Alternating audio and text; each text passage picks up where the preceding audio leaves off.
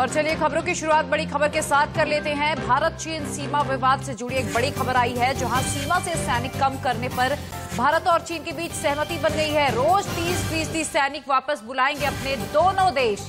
पैंगोंग से 3 फेज में सेना की वापसी होगी। अप्रैल मई में तैनाती वाली पोजीशन पर दोबारा दोनों मुल्कों के सैनिक लौटेंगे और लगातार चुशूल में बैठक चल रही थी। 8वें दौर की बैठक के बाद दोनों मुल्कों के बीच अब रिश्ते थोड़े बेहतर होते दिखाई दे रहे हैं। बिहार में एनडीए की जीत के बाद बीजेपी कार्यकर्ताओं का जोश हाई है। हम आपको 2 तस्वीरें दिखाएंगे जिसमें बीजेपी कार्यकर्ता आपको जश्न मनाते हुए दिखाई देंगे और आप देखेंगे कि कैसे जीत को लेकर उत्साहित है। और इस वक्त 2 तस्वीरें, जो पहली तस्वीर है ये बीजेपी हेडक्वार्टर की है। कल यहां पर जश्न मनाया गया बीजेपी हेडक्वार्टर में। प्रधानमंत्री नरेंद्र मोदी, जेपी नड्डा, गृह मंत्री अमित शाह, रक्षा मंत्री राजनाथ सिंह, परिवहन मंत्री नितिन गडकरी और तमाम कई बड़े केंद्रीय नेतृत्व यहां पर पहुंचे थे। इसके अलावा देखिए 2 तस्वीरें और आप देख रहे हैं दूसरी तस्वीर में आपको मनोज तिवारी दिखाई दे रहे हैं। बिहार जीत पर बीजेपी देश भर में जश्न मना रही है। पीएम मोदी ने बीजेपी मुख्यालय में कार्यकर्ताओं को संबोधित किया। इस दौरान उन्होंने कांग्रेस और ममता सरकार पर भी जमकर निशाना साधा। लोगों ने बीजेपी का परचम पूरे देश में फहराया। पीएम मोदी की ओर से ये कहा कि बीजेपी आज देश के कोने कोने में मौजूद है। तो हम आपको बता दें कि बीजेपी और उसके सहयोगी दलों की जो सरकार है वो देश के 17 राज्यों में है इन दिनों। और कल बीजेपी मुख्यालय से 1100 करोड़ से पीएम मोदी ने कहा कि बिहार की जनता ने विकास को चुना है, सुशासन को चुना। उन्होंने कहा कि देश में वही राजनीतिक पार्टी बचेगी जो देश के विकास के लिए काम करेगी। व्यक्तिगत फायदे के लिए काम करने वाले पार्टियां को जनता वोट नहीं करने वाली है। तो बिहार में एनडीए की जीत के बाद देश भर के बीजेपी कार्यकर्ताओं में खुशी की लहर है। बिहार की जीत पर पीएम मोदी ने कहा कि बिहार चुनाव में जनता का बीजेपी को अपार समर्थन मिला है। जनता का यह जनादेश साबित करता है कि अब चुनाव के मायने बदल चुके हैं। अब चुनाव का मतलब सिर्फ और सिर्फ विकास है।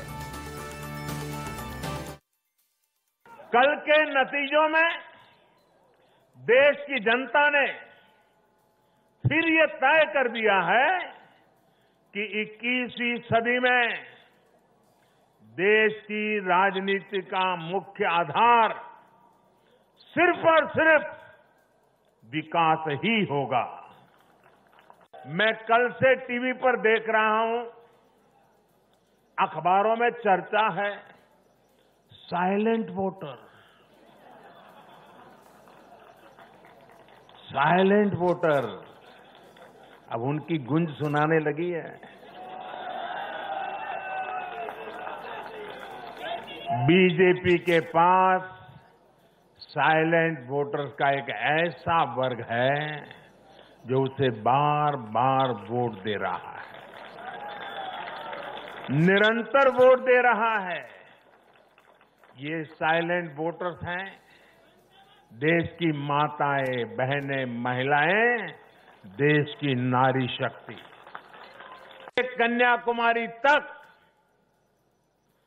परिवारवादी पार्टियों, परिवार की पार्टियों, इसका जो जाल नजर आ रहा है, जरा नजर कीजिए कश्मीर से कन्याकुमारी तक फैमिली पार्टियां।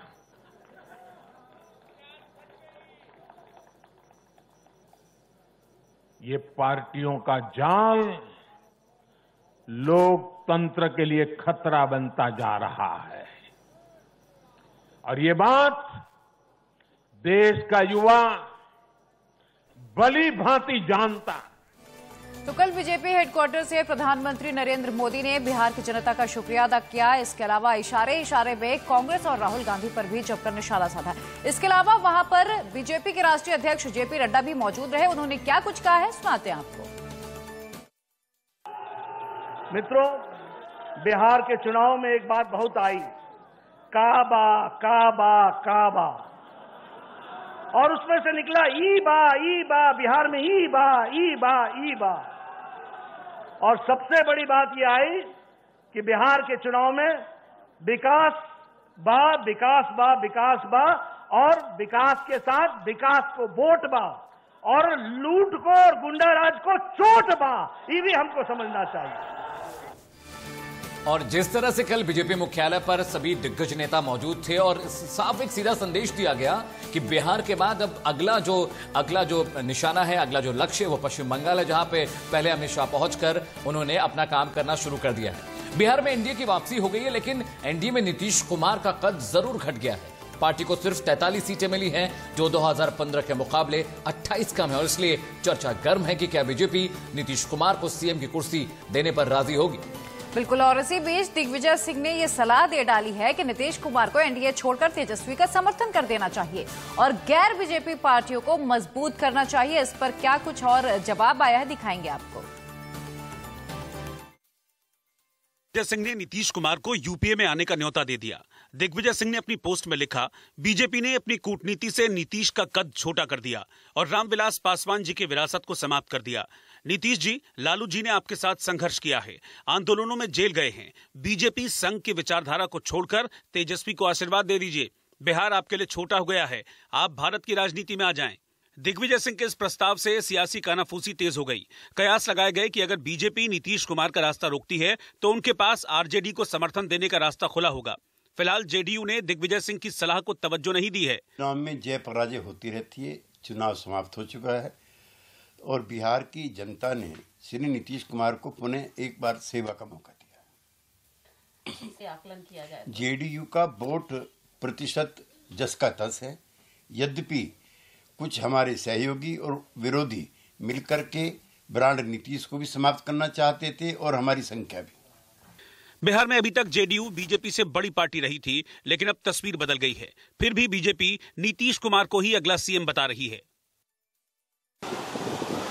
तेजस्वी ने बहुत कुछ नई बात देश के सामने लाई, चाहे प्रधानमंत्री हो, चाहे देश की पूरी सत्ता हो। एक अकेला लड़का अपनी जिगर, अपनी जीत के ऊपर लड़ता है और बहुत ही सत्ता के समीप जाकर रुकता है।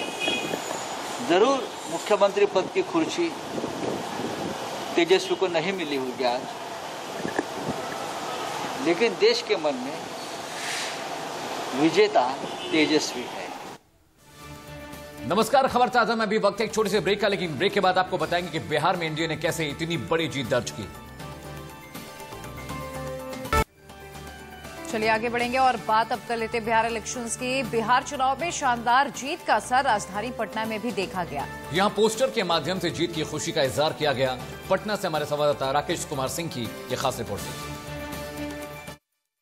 बिहार में सत्ता विरोधी लहर और विपक्ष द्वारा कड़ी चुनौती पेश करने के बावजूद नीतीश कुमार के नेतृत्व में एनडीए सरकार एक बार फिर बिहार में बनने जा रही है और जहां एनडीए को 125 सीटें मिली हैं और चुनाव आयोग द्वारा घोषणा किए जाने के बाद पटना के विभिन्न चौराहे पर आप यहां पर देख सकते हैं कि इसी तरह के होर्डिंग लगाए गए हैं। ये दृश्य है बिहार विधानसभा सचिवालय के बाहर का और इस जो होर्डिंग लगाया गया है उसमें जनता ने फिर से चुना 24 कैरेट गोल्ड।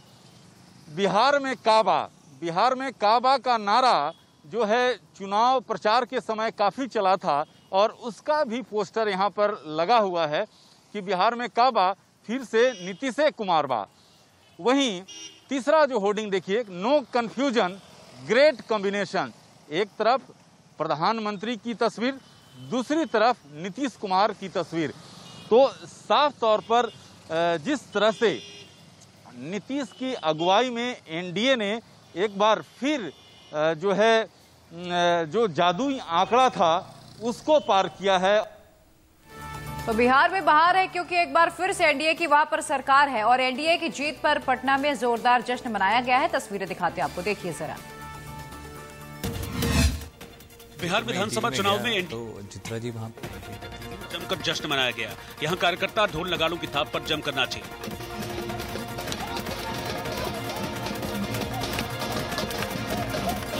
वहीं महिला कार्यकर्ताओं में भी जोरदार जोश देखा गया और लोकगीत गाकर उन्होंने अपनी खुशी का इजहार किया। इसके बाद महिला कार्यकर्ता भी एक साथ जमकर थिरकी और जश्न मनाया।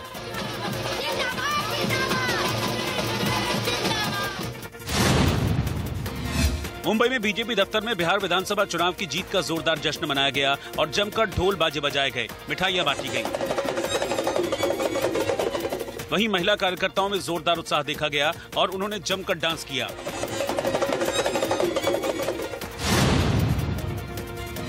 पंजाब के चंडीगढ़ में बिहार में एनडीए की जीत पर बीजेपी कार्यकर्ताओं में जोरदार उत्साह देखा गया। यहां कार्यकर्ताओं ने जीत की खुशी में मिठाइयां बांटी और जमकर नारे लगाए।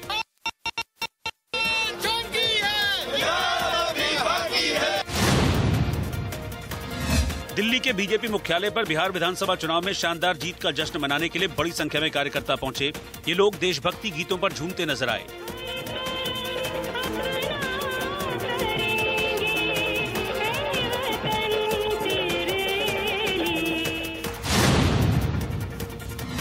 पश्चिम बंगाल में दक्षिण 24 परगना जिले में लोकल ट्रेन के शुरू होने के बाद स्टेशन के बाहर यात्रियों की लंबी लाइन देखी गई।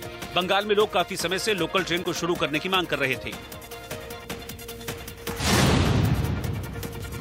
उत्तर प्रदेश में गाजियाबाद के लोनी इलाके में 11,000 वोल्ट की तार चाय के खोखे पर गिर जाने से बड़ा हादसा हो गया। इस हादसे में एक शख्स की मौत हो गई, 2 लोग झुलस गए। इस घटना से मौके पर कोहराम मच गया।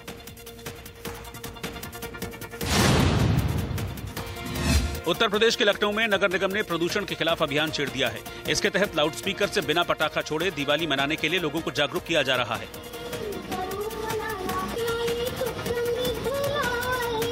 तो वहीं दूसरी ओर सड़क किनारे फुटपाथ और पेड़ों पर पानी का छिड़काव किया जा रहा है ताकि प्रदूषण पर काबू पाया जा सके।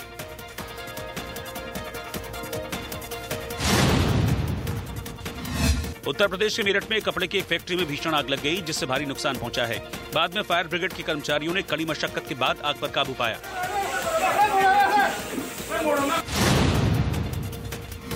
पश्चिम बंगाल में आसनसोल के काली पहाड़ी इलाके में केमिकल से भरा एक टैंकर पलट गया, जिससे केमिकल सड़क पर फैल गया। इस घटना के बाद मौके पर जाम लग गया। बाद में मौके पर पहुंचकर पुलिस ने हालात को संभाला।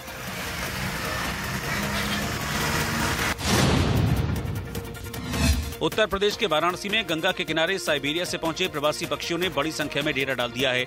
यहां पहुंच रहे सैलानी इन पक्षियों को देखकर बेहद खुश हो रहे हैं। और आगे आपको दिखाएंगे कि कैसे दिल्ली में प्रदूषण की वजह से दिल्ली गैस चैम्बर बन गई। इस वक्त की बड़ी खबर दिल्ली से आ रही, जहां प्रदूषण ने लोगों का जीना मुहाल कर दिया। कई इलाकों में एयर क्वालिटी इंडेक्स बेहद खराब हो गया है। विजिबिलिटी 100 मीटर से भी कम हो गई है। स्मॉग के कारण लोगों को सांस लेने में दिक्कत पेश आ रही है। और दिवाली से पहले फिलहाल राहत की कोई उम्मीद भी नहीं दिखाई दे रही है। और पड़ोसी राज्यों में, जिनमें हरियाणा, उत्तर प्रदेश और पंजाब, ये तमाम वो राज्य है जहां पर पराली जलाई जाती है, जिसकी वजह से प्रदूषण दिल्ली तक पहुंचता है। दिवाली से पहले दिल्ली एनसीआर में सांस लेना मुश्किल हो गया है। बिल्कुल, और प्रदूषण का जो स्तर है वो दिन ब दिन बढ़ता जा रहा है। यानी दिल्ली वालों के सामने कोरोना और प्रदूषण की दोहरी चुनौती है। पॉल्यूशन का स्तर तेजी से बढ़ रहा है। हालात ये है कि हर रोज हवा जहरीली होती जा रही है। AQI की बात करें तो आज AQI करीब 350 के आसपास पहुंचा हुआ है और हर रोज इसमें बढ़ोतरी देखी जा रही है, जो कि न केवल खतरनाक है, लोगों की मुश्किलें बढ़ा रही है, परेशानी भी बढ़ा रही है।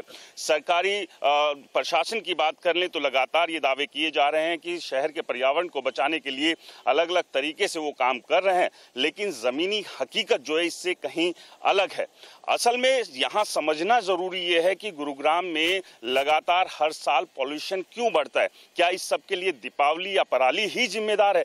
ऐसा नहीं है। अगर जो बड़े 5 मुख्य वजहों की बात की जाए तो उसमें सबसे बड़ी वजह सड़क किनारे जो मिट्टी के ढेर है, जो धूल है, वो लगातार हवा को जहरीला कर रही है। जो डस्ट जो हवा के अंदर मिक्स हो रही है, उसकी वजह से जो आसमान में एक जो धुंधलापन है, कहीं ना कहीं वो इस डस्ट की वजह से और सड़कों पर दौड़ने वाले जो वाहनों से धुआं निकलता है, उसकी वजह से लगातार पोल्यूशन का स्तर बढ़ रहा है।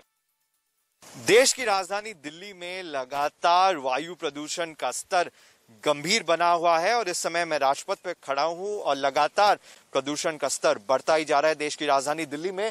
और आपको मौजूदा हालत दिखाना चाहूंगा कि सामने आप देख सकते हैं कि इंडिया गेट है, बट आपको साफ तौर से नहीं दिखेगा क्योंकि विजिबिलिटी खराब है और स्मॉग इतना है कि इंडिया गेट आपको साफ तौर से नहीं दिख रहा है। यही हालत है पूरे देश की राजधानी दिल्ली की और लगातार स्मॉग और एयर क्वालिटी इंडेक्स बढ़ता ही जा रहा है। और लगातार मौसम विभाग ये कह रहा है कि आने वाले वक्त में दिल्ली में हालत सुधरने नहीं वाले हैं क्योंकि दो कारण हैं। एक कारण पराली लगातार जलाई जा रही है आस पड़ोस राज्यों में। दूसरा कारण यह है कि मौसम, क्योंकि मौसम बदल नहीं रहा है। इस समय जो तापमान है वो कम है और हवा जो है वो भारी हो चुकी है, यानी हवा का जो बहाव है वो कम है। इसी के चलते जो स्मॉग है वो लगातार जमा होता जा रहा है देश की राजधानी दिल्ली में। और लगातार जो हेल्थ एक्सपर्ट्स है वो ये कह रहे हैं कि बच्चे और बुजुर्ग घरों से ना निकले, लोग मॉर्निंग वॉक अवॉइड करें इस टाइम, क्योंकि जो लेवल का पॉल्यूशन लगातार दिल्ली में बढ़ता जा रहा है उसके वजह से लोगों को सांस लेने में काफी परेशानियों का सामना करना पड़ रहा है। इस समय सुबह के 10 बजे, बट अभी भी आप देख सकते हैं धुंध छाई हुई है और ये धुंध पूरे दिन ऐसा ही रहता है और कुछ स्तर पे हम लोगों ने बदलाव नहीं देखा है। लगातार 7 दिनों से यही हालत है देश की राजधानी दिल्ली की, जहां पे एयर क्वालिटी इंडेक्स 400 के पार प्रतिदिन जा रहा है और जो टॉक्सिक लेवल्स है हवा में वो लगातार बढ़ता ही जा रहा है। गाजियाबाद की बात कर रहा हूं, जहां पर प्रदूषण का स्तर कम होने का नाम नहीं ले रहा है। मैं इस समय प्रताप विहार वाले फ्लाईओवर पर मौजूद हूं और आपको पीछे की तस्वीरें दिखाऊंगा तो आप सब कुछ समझ जाएंगे कि आज भी किस तरह से फिजाओं में ये जहरीला स्मॉग छाया हुआ है। सामने की बिल्डिंग बिल्कुल भी नजर नहीं आ रही है, काफी ज्यादा धुंधली नजर आ रही है। और अगर इस सामने की बिल्डिंग से ठीक साथ वाली बिल्डिंग को दिखाने की कोशिश करें जो उससे थोड़ी सी दूरी पर है, तो वो बिल्कुल पूरी तरह से ओझल हो चुकी है आंखों से और कैमरे की निगाह से भी आप उसे नहीं देख पा रहे हैं। तो आप समझ गए होंगे कि किस तरह से PM 2.5 और PM 10 का जो जहर है वो फिजाओं में लगातार घुला हुआ है। अगर AQI की बात करते हैं तो वो भी आज 400 के पास है, 390 से ऊपर है, लेकिन खतरा कम नहीं है, खतरा लगातार बढ़ता जा रहा है। दिवाली को अब महज कुछ ही दिन बाकी हैं और उससे पहले ये सूरत हाल डराता है। दमघोटू हवा है जो परेशान करती है। और दिल्ली में लगातार प्रदूषण बढ़ता जा रहा है, ट्रैफिक की समस्या है, पराली जलाने से धुआं बहुत हो गया है दिल्ली में। दिवाली में बैन लग गया है पटाखे जलाने पर। दिल्ली में कोरोना के रिकॉर्ड मामले सामने आए। पिछले 24 घंटे में सबसे ज्यादा 8,593 नए मरीज बढ़े हैं। पिछले 24 घंटे में 85 लोगों की मौत हुई। बिल्कुल, तो इन दिनों दिल्ली में दोहरी मार पड़ रही है। एक तरफ प्रदूषण का स्तर लगातार बढ़ता जा रहा है तो वहीं दूसरी ओर कोरोना भी लगातार बढ़ता जा रहा है। देश भर में पिछले 24 घंटे में 44,000 से ज्यादा केस सामने आए। देश भर में 86 लाख से ज्यादा कोरोना मरीज हैं। तो आपको बता दें कि दिल्ली वाले इन दिनों दोहरी मार झेलने के लिए मजबूर हैं। पश्चिम बंगाल के वर्धमान में बीजेपी कार्यकर्ताओं ने जमकर प्रदर्शन किया है। वजह क्या है, ये रिपोर्ट देखिए। पश्चिम बंगाल में दुर्गापुर के पूर्वी इलाके में एक बीजेपी कार्यकर्ता का शव मिलने के बाद बीजेपी कार्यकर्ता भड़क गए। पार्टी ने टीएमसी पर हत्या का आरोप लगाया है। इसके बाद वर्धमान में बीजेपी कार्यकर्ताओं ने ममता सरकार के खिलाफ जोरदार प्रदर्शन किया और नारेबाजी की।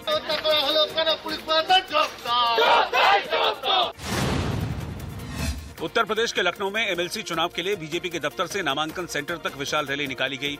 इस रैली में बीजेपी कार्यकर्ता बड़ी संख्या में शामिल हुए और जमकर नारेबाजी की।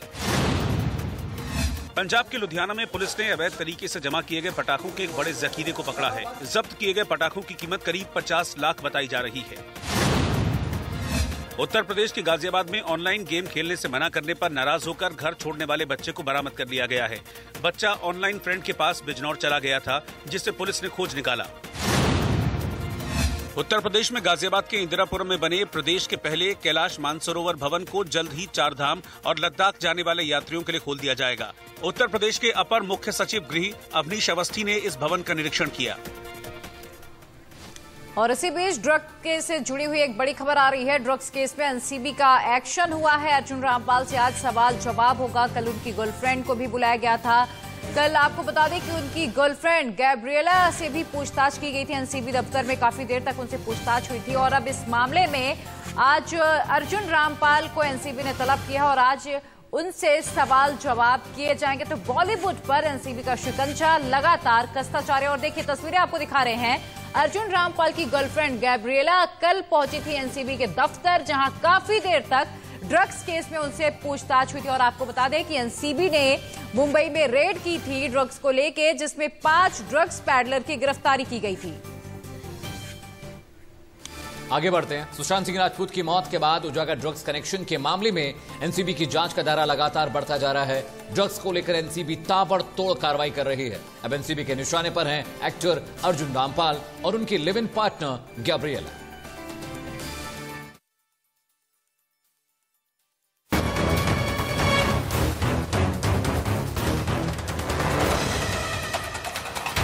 सुशांत केस से जुड़े ड्रग्स मामले में एनसीबी का ताबड़तोड़ एक्शन जारी है। किसी को ऐसा लग रहा हो कि एनसीबी ने बॉलीवुड ड्रग कनेक्शन को लेकर कोई ढिलाई बरतनी शुरू कर दी है तो एक बार संभल जाए। जी हां, ना ही एनसीबी खामोश बैठी है और ना ही उसने ड्रग्स माफिया और बॉलीवुड के बैड बॉयज पर अपना फंदा ढीला छोड़ा है। इसी कड़ी में एनसीबी ने बॉलीवुड के जाने माने अभिनेता अर्जुन रामपाल के घर छापेमारी की है। अर्जुन रामपाल के घर से डिजिटल डिवाइस एनसीबी ने जब्त की है। इसके बाद एनसीबी ने अभिनेता अर्जुन रामपाल और उनकी लिव इन पार्टनर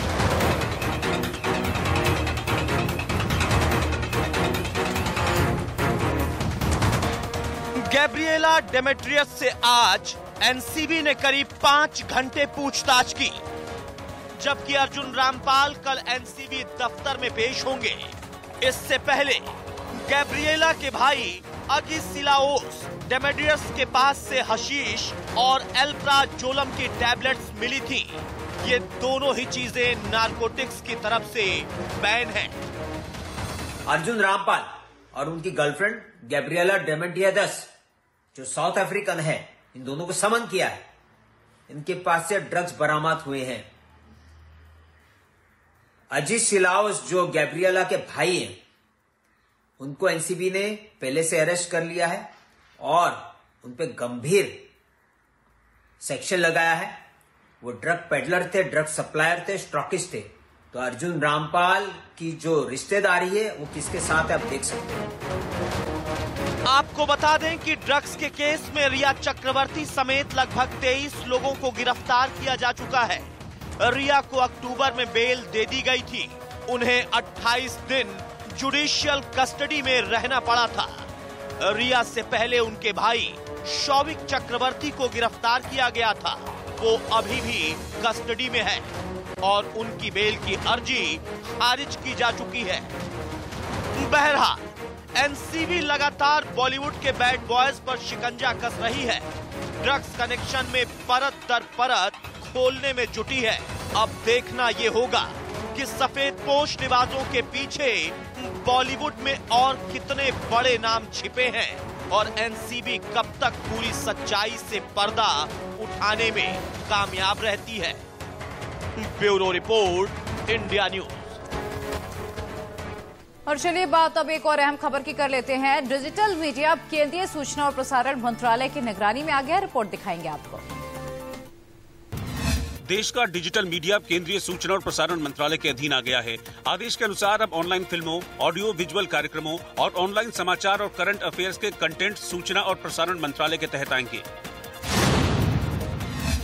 दिवाली और छठ पूजा के लिए रेलवे ने 13 स्पेशल ट्रेनें शुरू की हैं। जिन यात्रियों को रिजर्व सीटें नहीं मिल रही हैं, वो इन स्पेशल ट्रेनों में रिजर्वेशन करा सकते हैं। पश्चिम बंगाल में 7 महीने के बाद लोकल ट्रेन और मेट्रो सेवाएं शुरू हो गई हैं। साथ ही यात्रा के दौरान यात्रियों को गाइडलाइन का पालन करना होगा। सैनिटाइजर, सोशल डिस्टेंसिंग के साथ सुरक्षा और भीड़ नियंत्रण के लिए जीआरपी और आरपीएफ की टीमें तैनात रहेंगी। जम्मू कश्मीर के कठुआ में बेरोजगार युवाओं का अब आतंक से मोहभंग तेजी से हो रहा है और वो खेती का रास्ता अपना रहे हैं। इसके लिए कठुआ में मशरूम की खेती की जा रही है, जो लाभदायक साबित हो रही है। हारून इंडिया के मुताबिक आईटी कंपनी विप्रो के फाउंडर अजीम प्रेमजी भारत के सबसे बड़े दानवीर हैं। उन्होंने पिछले वित्त वर्ष 2019-20 में करीब 7,904 करोड़ रुपए दान किए हैं। HCL टेक्नोलॉजी के शिव नाडार और रिलायंस इंडस्ट्रीज के चेयरमैन मुकेश अंबानी इस लिस्ट में दूसरे और तीसरे नंबर पर हैं। यूपी में गाजियाबाद के इंदिरापुरम में राज्य के पहले कैलाश मानसरोवर भवन को जल्द ही यात्रियों के लिए खोल दिया जाएगा। कैलाश मानसरोवर जाने वाले यात्रियों के अलावा चारधाम और लद्दाख यात्रियों को भी भवन की सुविधा मिल सकेगी। इधर उत्तर प्रदेश के अपर मुख्य सचिव अवनीश अवस्थी ने बुधवार को कैलाश मानसरोवर भवन का निरीक्षण किया है और इस भवन का उद्घाटन मुख्यमंत्री योगी आदित्यनाथ करेंगे। कैलाश मानसरोवर भवन का निर्माण पूरा हो गया। इसमें करीब 70 करोड़ की लागत आई है। उसके बाद ये सुचारू रूप से चलना शुरू हो जाएगा। इसमें जो है कैलाश मानसरोवर यात्रा के लोग रुकेंगे जो श्रद्धालु हैं। इसमें जो चारधाम यात्रा के लिए उत्तराखंड जाते हैं उनको भी व्यवस्था अगर उचित होगी तो कराएंगे, और लेह लद्दाख जाने वाले जो लोग हमारे हैं उनको भी इसमें जो है हम अकोमोडेट करेंगे। और सामान्य रूप से जो भी यहाँ के नागरिक होंगे गाजियाबाद से जो किसी भी रूप में किसी भी यात्रा में होंगे उनके लिए व्यवस्था की जाए। दिवाली करीब है और अब बात धनतेरस की। धनतेरस दिवाली से 2 दिन पहले होता है। धनतेरस का त्यौहार कार्तिक महीने की त्रयोदशी को मनाया जाता है। इस दिन भगवान धनवंतरी कुबेर की पूजा की जाती है। इसी दिन रात में दीप भी जलाया जाता है।